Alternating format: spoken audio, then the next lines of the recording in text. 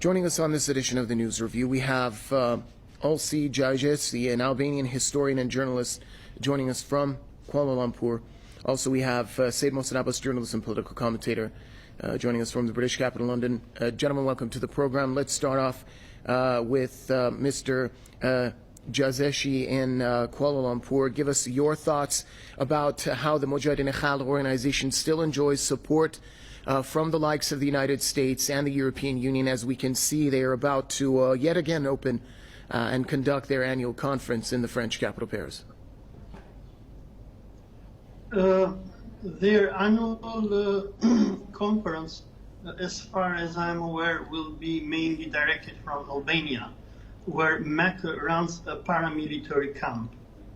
The thing is that MKO is being used by Israeli secret services and certain groups in the United States to harass the security of Iran. They act in a way as a tool of American and Israeli imperialism against Iran. Many of the people who are going to speak in their conference today are die-hard Israeli Zionists, people who support Israel and want the extinction of the Palestinian people. So MKO is being used in a way as a tool to pressure Iran to stop its support for Palestine. MKO is a terrorist organization. It is a failed organization.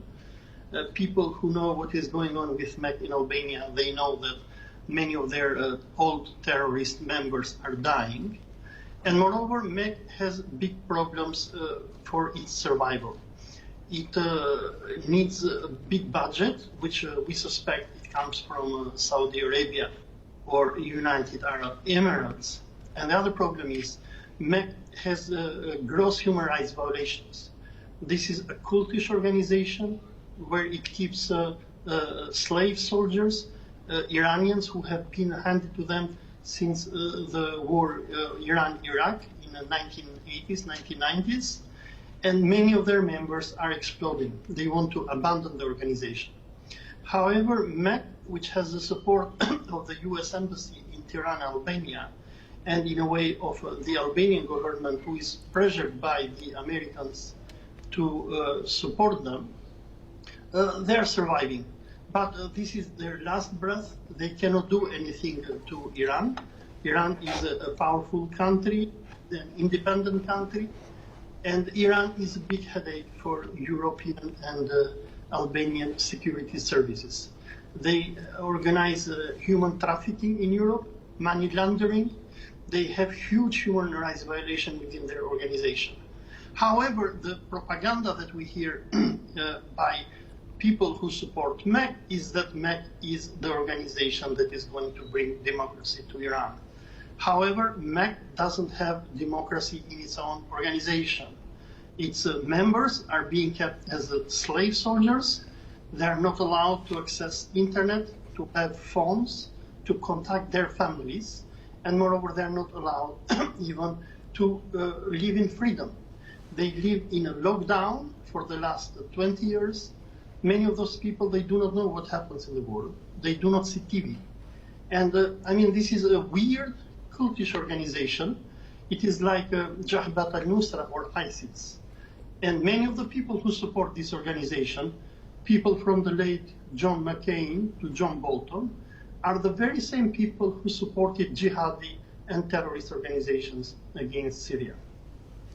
Said Mohsen Abbas, our guest in Kuala Lumpur, just named it all: money laundering, human trafficking, the cult-like behavior of the MKO as their members are treated as slaves. Why does this group still receive the support from the United States, from the EU?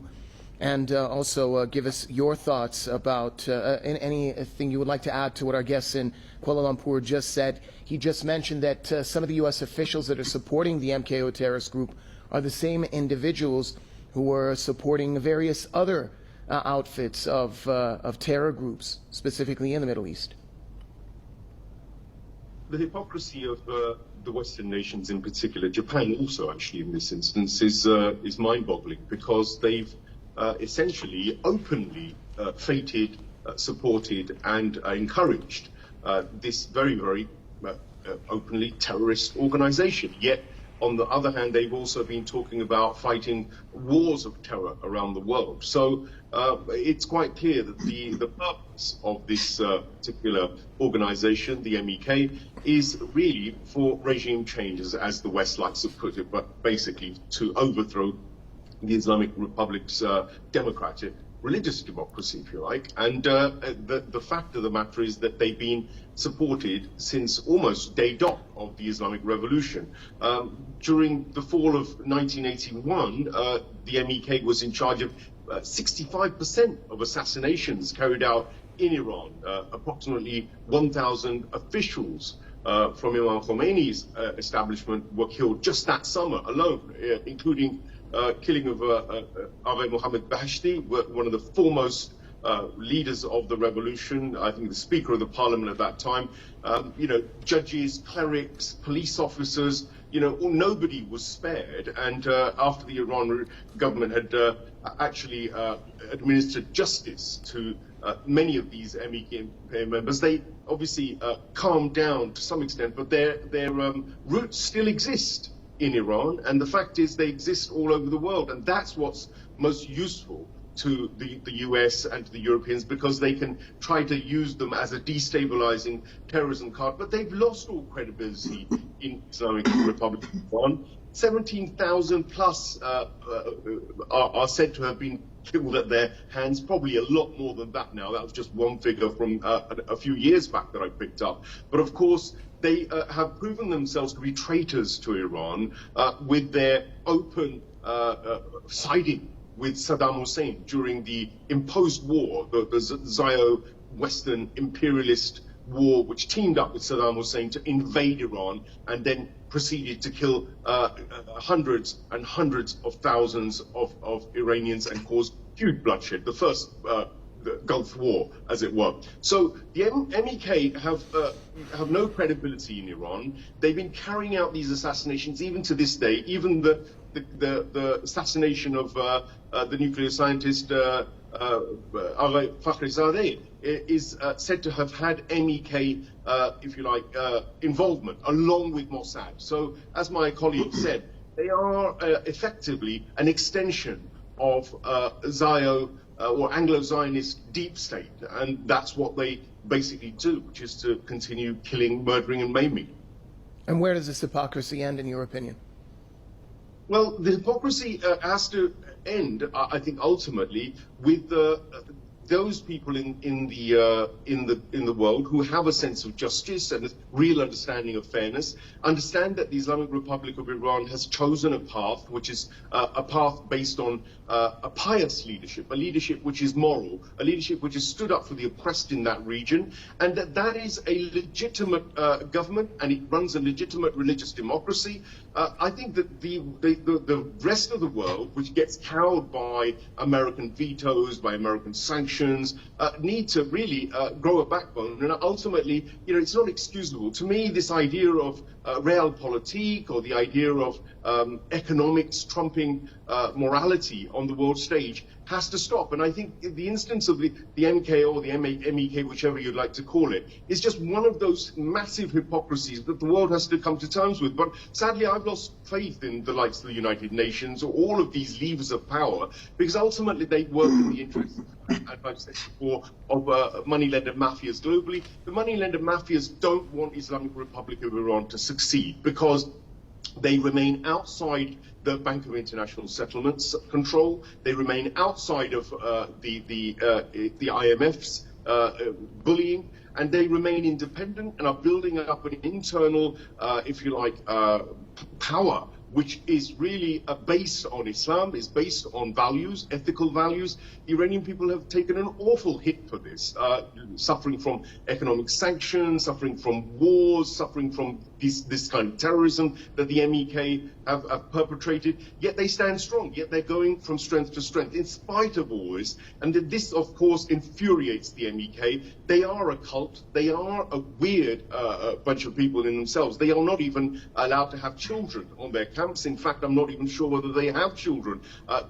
So that in itself is a self-defeating exercise, and one would hope, I mean, without being too, strong on this, one would hope that such terrorist organizations should be pulled up by the international community instead of being the absolute hypocrites that the Western regimes have shown themselves to be in the case of MEK. They're funding, they're helping their planning, they're also giving them intelligence services to carry out operations even today. It should stop.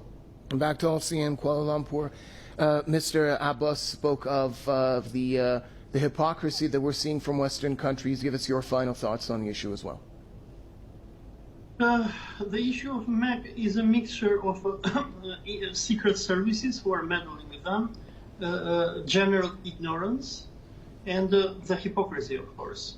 While we hear in the West about China's Uyghur concentration camps, what we have today in Albania, in the heart of Europe, a few kilometers far from Brussels and Rome, we have a terrorist paramilitary camp with around from 3,000 to 6,000 foreign fighters, which exists.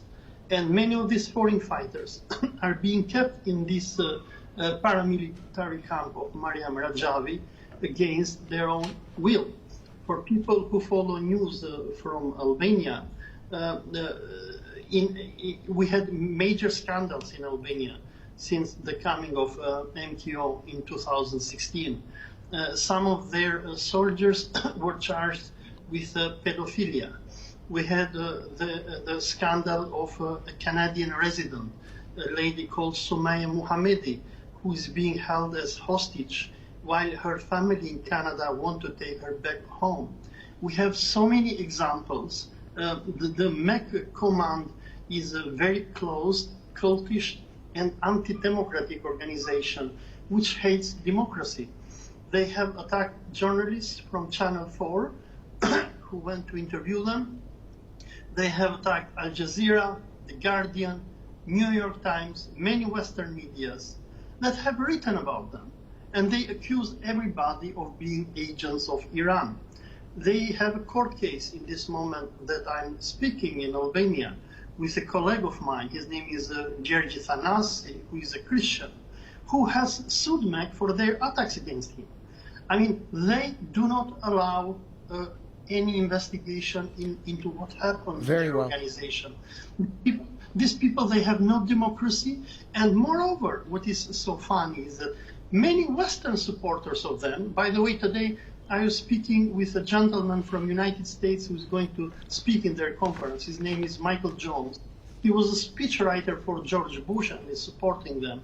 And I was showing what MEK is doing in Albania, and he was surprised. But what is behind these people who support is they want to unite them and to use them against Iran. All right, thanks a lot. Olsi Jazexhi joining us from Kuala Lumpur. Also thanks to Said Mohsen Abbas speaking to us from the British capital, London. With that, it brings us to an end here on this edition of the News Review. But do stay tuned. There's plenty more to come here on Press TV. Stick around.